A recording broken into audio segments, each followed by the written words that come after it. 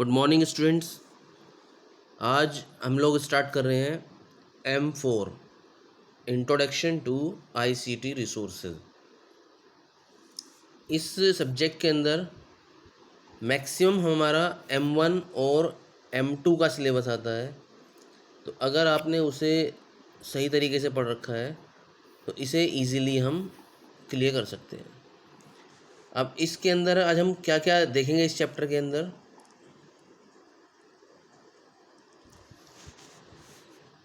Assembly and disassembly of PC, यानी computer के जो पार्ट्स होते हैं उनको हम कैसे जोड़ सकते हैं, कैसे अलग कर सकते हैं। स्टार्टअप प्रोसेस यानी बूटिंग, कंप्यूटर जब बूट होता है तो क्या क्या स्टेप होते हैं। बायोस सेटअप, जो बायोस होता है सिस्टम में वो क्या होता है, कैसे हम उसे सेटअप करते हैं। CMOS setup and meaning of its various setting, how to install Windows 7, installation of other softwares, operation of printers, installation of printer drive, backup and restore operation and troubleshooting of PC problems। तो ये topics हैं जो इस first chapter के अंदर आएंगे। तो आज जो हम देखेंगे वो हमें देखना है कि कंप्यूटर होता क्या है और उसके पार्ट्स क्या क्या होते हैं। अब कंप्यूटर सब लोगों ने देखा है, ये इसका CPU वाला पार्ट है। CPU हम इस बॉक्स को कह देते हैं, लेकिन इसका नाम होता है सिस्टम यूनिट। तो ये सब इसके पार्ट्स हैं जो इसके अंदर लगे हुए होते हैं, जिनको हमें असेंबल करना होता है। जब भी कंप्यूटर बनता है तो इन पार्ट्स को मिला के बनता है। इसके अलावा हमारे पास कुछ और चीज़ें होती हैं, जैसे डिजिटल कैमरा या DVD, CD, क्लॉक एक्सेट्रा। अब पहली चीज़ आती है कि कंप्यूटर होता क्या है। What is computer? A computer is a device that accepts information data and manipulates it for some information।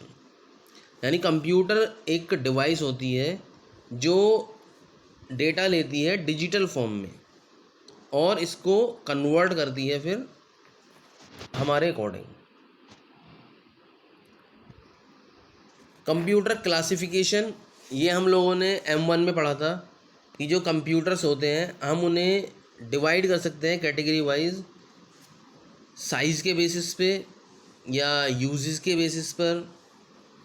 इस तरह कई सारी कैटेगरीज थी। तो जिसमें पहला कंप्यूटर आता है एनालॉग कंप्यूटर। एनालॉग कंप्यूटर्स कौन से होते हैं? जो फिजिकल क्वांटिटीज़ को मेज़र करते हैं, जैसे टेम्परेचर, प्रेशर, इनको नापने वाला काम हमारा एनालॉग कंप्यूटर करते हैं। इसके अलावा पर्सनल कंप्यूटर, जो हमारे इन्हें डिजिटल कंप्यूटर भी बोलते हैं। तो डिजिटल या पर्सनल जो हमारे सिंपल डेस्कटॉप होते हैं ऑफिस या घरों के अंदर। एक टर्म आता है वर्क स्टेशन।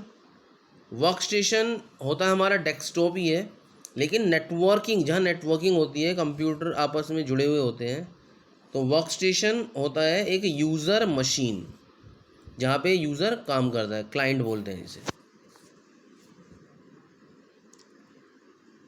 इसके अलावा हम इन्हें एक कैटेगरी में डिवाइड कर सकते हैं साइज़ के बेसिस पे, जो हमारे होते हैं mini micro computer, mini computer या मेन फ्रेम और सुपर कंप्यूटर। तो माइक्रो कंप्यूटर हमारे सबसे छोटे कंप्यूटर होते हैं, यानी जो हम घरों में या ऑफिस में यूज़ करते हैं वो हमारे होते हैं माइक्रो कंप्यूटर। मिनी जो इनसे थोड़े पावरफुल होते हैं, जो हम छोटी लैब में एज ए सर्वर यूज़ करते हैं। मेन फ्रेम इनसे भी बड़े कंप्यूटर होते हैं, जो बड़े बड़े नेटवर्क के अंदर, जैसे बैंक्स वगैरह हैं, रेलवे हैं, उनमें सर्वर के रूप में यूज़ करते हैं। और सुपर कंप्यूटर हमारे सबसे पावरफुल, सबसे महंगे कंप्यूटर होते हैं, जो काम में आते हैं रॉकेट लॉन्चिंग, मिसाइल डिज़ाइनिंग, इस तरह के जो हाई रिस्क वाले काम होते हैं उनमें यूज़ करते हैं सुपर कंप्यूटर। तो ये सबसे महंगे और सबसे पावरफुल कंप्यूटर होते हैं। इसके अलावा हमारे पास कुछ प्रोग्रामिंग लैंग्वेज होती हैं जिनके थ्रू हम अपने सॉफ्टवेयर्स बनाते हैं। तो उनमें दो कैटेगरी होती हैं, लो लेवल और हाई लेवल। लो लेवल होती है मशीन लैंग्वेज जो 0-1 के कोड होते हैं, या असेंबली लैंग्वेज आती थी पहले। इसके बाद आई हमारी हाई लेवल लैंग्वेजेस जो हमारी आज के टाइम में यूज़ होती हैं, C++, जावा, ये सब हमारी हाई लेवल लैंग्वेजेस होती हैं जहाँ पे हम सिंपल इंग्लिश टर्म्स यूज़ करते हैं। पेरिफेरल डिवाइसेस, पेरिफेरल डिवाइसेस होते हैं हमारे जो हम अपने काम के लिए अलग से अटैच करते हैं कंप्यूटर में। जैसे हमारा स्कैनर या माइक, कैमरा, डिजिटाइज़र, ये सब हमारे पेरिफेरल डिवाइसेस होते हैं। इसके अलावा हमारे जो कंपोनेंट्स होते हैं, जो पार्ट्स होते हैं, ये मेन दो तरह की डिवाइसेस होती हैं, इनपुट डिवाइस और आउटपुट डिवाइस। इनपुट जिसके थ्रू हम कंप्यूटर को इंस्ट्रक्शन देते हैं, जैसे हमारा कीबोर्ड, माउस या लाइट पेन।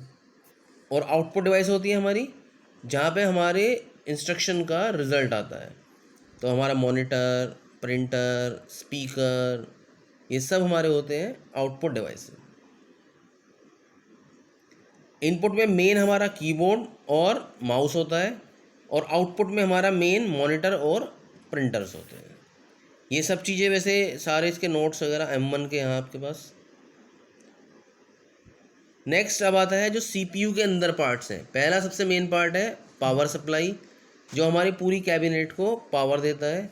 इसका नाम होता है SMPS, switch mode power supply. यानी ये AC करंट को DC में कन्वर्ट करता है और आगे जितने कंपोनेंट्स हैं उनको करंट पास करता है। हार्ड डिस्क, ये हार्ड डिस्क है हमारी जिसके अंदर हम अपना डेटा स्टोर करते हैं। हार्ड डिस्क ड्राइव, तो हार्ड डिस्क ड्राइव क्या होती है, जो हमारी हार्ड डिस्क को प्ले करती है। जो हमें ये हार्ड डिस्क दिख रही है, ये तो एक कवर है इसका, इसके अंदर हमारी प्लेटर्स होती हैं जिसके ऊपर डेटा हमारा स्टोर होता है। तो ये भी कई तरह की होती है हमारी हार्ड डिस्क, जैसे साटा, आटा, SCSI, इस तरह अलग अलग तरह की हमारी ये हार्ड डिस्क आती है। तो जो हार्ड डिस्क का हमारा साइज़ होता है, मेमोरी होती है, वो हम नॉर्मली गीगाबाइट्स और टेराबाइट्स में मेज़र करते हैं। तो जो मार्केट में जनरली अब आती हैं 500 MB या 500 GB या 1 TB 2 TB। Types of hard disc, mainly 3 तरह की हार्ड डिस्क होती हैं। एक तो ये आती है हमारी IDE hard disk. IDE hard disk के अंदर आप देखोगे यहाँ डेटा कनेक्टर, जंपर सेटिंग और 4 पिन पावर कनेक्टर होता है। तो जो सबसे लेफ़्ट में हमारा जहाँ 4 पिन बने हुए हैं, यहाँ पावर केबल लगता है, और ये जो सर्कल हो रहा है रेड से, ये हमारा जंपर के लिए होता है। जंपर में जहाँ हम अगर एक से ज़्यादा हार्ड डिस्क लगा रहे हैं तो हम उसमें मास्टर और स्लेव, यानी मेन हार्ड डिस्क और उसमें दूसरी सेकंड हार्ड डिस्क हम यूज़ कर सकते हैं, उसे स्लेव बना सकते हैं। और इधर हमारी लगता है फिर डेटा केबल होता है। साटा हार्ड डिस्क, साटा जो अब मार्केट में आती हैं, तो साटा के अंदर हमारा ये जो रेड हो रहा है, ये पावर कनेक्टर होता है, और इधर हमारा ये डेटा के लिए केबल लगता है। इसमें कोई जंपर नहीं होता। और ये SCSI हार्ड डिस्क है जो पहले टाइम में यूज़ होती थी, इसको अब हम यूज़ नहीं करते।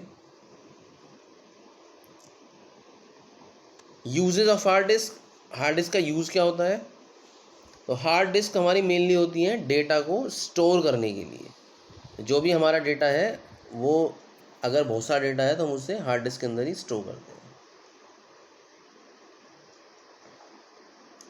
हार्ड डिस्क के ये कुछ कंपोनेंट्स होते हैं जो हमारे, अगर आप देखोगे इस पिक्चर के अंदर ये हैं, ये डीसी स्पाइंडल मोटर, यानी जो हमारी स्पाइंडल को घुमाती है। यहाँ पे हमारे रीड राइट हेड लगे होते हैं।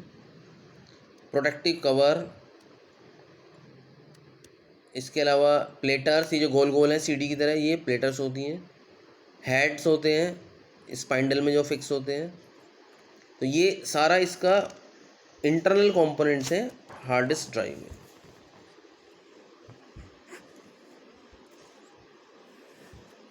अब हार्ड डिस्क हमारी ये भी दो तरह की आती हैं, जैसे एक एक्सटर्नल और इंटरनल। इंटरनल जो कंप्यूटर में फिक्स होती है, और एक्सटर्नल जो हम बाहर से एज ए पेन ड्राइव लगा सकते हैं, यूएसबी में लगा सकते हैं, तो हम पेन ड्राइव की तरह यूज़ कर सकते हैं।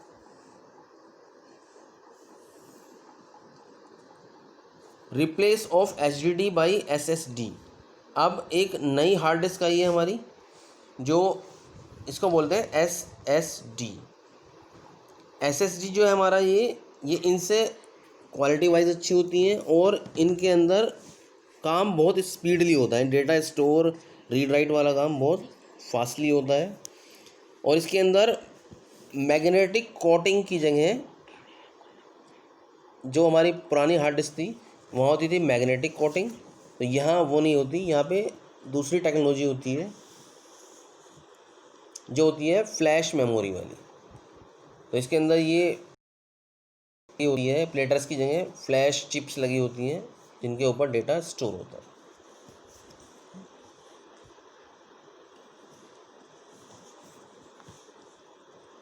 तो अब आज के टाइम में जो है, अब ये थोड़ी महंगी होती हैं, लेकिन अब एचडीडी को रिप्लेस कर दी जा रही हैं एसएसडी। तो ये कुछ टॉपिक्स थे जो हमने आज देखे हैं, बाकी हम कल देखेंगे नेक्स्ट क्लास में। Thank you, have a nice day.